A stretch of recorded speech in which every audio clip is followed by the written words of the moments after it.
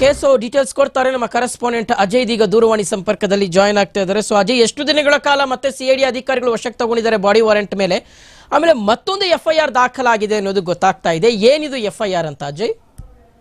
ಶಿವಶಂಕರ್, ಈಗಾಗಲೇ ನೋಡ್ತಾ ಇದ್ವಿ ನಾವು ಲೈಂಗಿಕ ದೌರ್ಜನ್ಯ ಸೇರಿದಂತೆ ಒಟ್ಟು 3 ಪ್ರಕರಣಗಳು. ಅಂದ್ರೆ ಪ್ರಜ್ವಲ್ ರೇವಣ್ಣ ಅವ್ರ ಮೇಲೆ ಮೊದಲಿಗೆ ಲೈಂಗಿಕ ದೌರ್ಜನ್ಯ ಪ್ರಕರಣ ದಾಖಲಾಗುತ್ತೆ.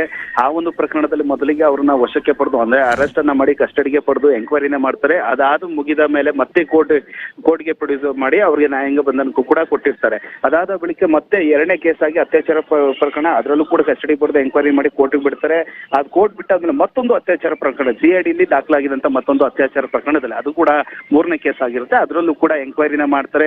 ಸಾಕಷ್ಟು ಬಾರಿ ಅಂದ್ರೆ 6 ದಿನ ಮತ್ತು 5 ದಿನಗಳ ನಂತರ ತಿರ್ಗಾ ನ್ಯಾಯಾಲಯಕ್ಕೆ ಹಾಜರುಪಡಿಸಿ ಮತ್ತೆ ಅವ್ರಿಗೆ ನ್ಯಾಯಾಂಗ ಬಂಧನಕ್ಕೆ ಕೊಟ್ಟಿದ್ರು. ಆದ್ರೆ ಈಗ 4ನೇ ಕೇಸ್ ಕೂಡ ಅವರ ಮೇಲೆ ದಾಖಲಾಗಿರುವಂತದ್ದು. ಪ್ರಮುಖವಾಗಿ ಒಬ್ಳು ಸಂತ್ರಸ್ತೆಯ ಒಂದು ಹೇಳಿಕೆ ಆಧಾರ ಮೇಲೆ ಸೈಬರ್ ಸಿಟಿ ಸೆಂಟ್ರಲ್ ನಲ್ಲಿ ಒಂದು ಕೇಸ್ ದಾಖಲಾಗಿರುತ್ತೆ. ಈ ಒಂದು ಕೇಸ್ನ ಅಡಿಯಲ್ಲಿ ಪೊಲೀಸ್ನವರು ಈಗಾಗಲೇ ಎಫ್ಐಆರ್ ನ ದಾಖಲಿಸಿಕೊಂಡಿದ್ದಾರೆ. ಜೊತೆಗೆ ಇದರಲ್ಲಿ ಪ್ರಮುಖವಾಗಿ ಹಾಸನದ ಸಚಿವ ಆಗಿರುವಂತಹ ಪ್ರೀತಮ್ ಗೌಡ ಅವರ ಹೆಸರು ಕೂಡ ಈ ಒಂದು ಮೆನ್ಷನ್ ಮಾಡಿರುವಂತದ್ದು. ಯಾಕಂದ್ರೆ ಯಾವಾಗ ಸಂತ್ರಸ್ತೆಯ ವಿಡಿಯೋವನ್ನ ಅಶ್ಲೀಲವಾಗಿ ಬಳಸ್ಕೊಳ್ಳುವಂತ ಸಂದರ್ಭದಲ್ಲಿ, ಲೈಂಗಿಕವಾಗಿ ಬಳಸ್ಕೊಳ್ಳುವಂತ ಸಂದರ್ಭದಲ್ಲಿ ವಿಡಿಯೋನ ಮಾಡ್ಕೊಂಡಿರ್ತಾರೆ.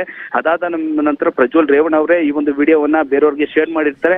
ಆ ಒಂದು ವಿಡಿಯೋ ಇದು ಪ್ರೀತಮ್ ಗೌಡ ಅವ್ರಿಗೆ ಸಿಕ್ಕಿರುತ್ತೆ. ಆ ವಿಡಿಯೋನ ಅವರು ಕೂಡ ಶೇರ್ ಮಾಡಿರ್ತಾರೆ. ಹೀಗಾಗಿ ಈ ಒಂದು ಸೆಕ್ಷನ್ ಅಡಿಯಲ್ಲಿ ಅಂದ್ರೆ 506 ಸೇರಿದಂತೆ ಕೆಲವೊಂದಷ್ಟು ಬೆದರಿಕೆನ ಹಾಕಿರ್ತಾರೆ. ಆಮೇಲೆ 354A, 354B, 354D ಅಂದ್ರೆ ವಿಡಿಯೋವನ್ನ ಮಾಡ್ಕೊಳ್ಳುವಂಥದ್ದು, ಲೈಂಗಿಕ ದೌರ್ಜನ್ಯ ಸಿಗುವಂಥದ್ದು, ಜೊತೆಗೆ ಬಟ್ಟೆ ಬಿಚ್ಚಿ ಅಶ್ಲೀಲವಾಗಿ ನಡ್ಕೊಳ್ಳುವಂತ ಸೆಕ್ಷನ್ ಅಡಿಯಲ್ಲಿ ಈಗಾಗಲೇ ಎಫ್ಐಆರ್ ಅನ್ನ ಕೂಡ ದಾಖಲಾಗಿರುವಂತದ್ದು.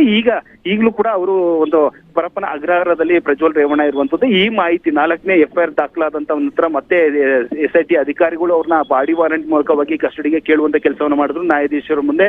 ಹೀಗಾಗಿ ವಾದ ಪ್ರತಿವಾದ ಆಲಿಸಿದ ನಂತರ ವಿಡಿಯೋ ಕಾನ್ಫರೆನ್ಸ್ ಮೂಲಕವಾಗಿ ಪ್ರಜ್ವಲ್ನ ಸಂಪರ್ಕವನ್ನ ಮಾಡಿದ್ರೆ ಅಲ್ಲಿ ಈ 4ನೇ ಕೇಸ್ನ ಸಂಪೂರ್ಣವಾದ ವಿವರವನ್ನ ಮಾಹಿತಿಯನ್ನ ಜಡ್ಜ್ ಕೂಡ ನೇರವಾಗಿ ವಿಡಿಯೋ ಕಾನ್ಫರೆನ್ಸ್ ಅಲ್ಲಿ ಕೇಳ್ತಾರೆ.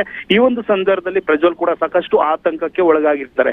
ಸದ್ಯ ಈ ಒಂದು ವಾದ ಪ್ರತಿವಾದ ಆಲಿಸಿದ ನಂತರ ಈಗಾಗಲೇ ನ್ಯಾಯಾಧೀಶರು ಕೂಡ ಈ ಒಂದು 4 ದಿನಗಳ ಕಾಲ ಪ್ರಜ್ವಲ್ ರೇವಣ್ಣ ಅವ್ರನ್ನ ಕಸ್ಟಡಿಗೆ ಕೊಟ್ಟು ಆದೇಶವನ್ನು ಕೂಡ ಹೊರಡಿಸಿರುವಂತದ್ದು.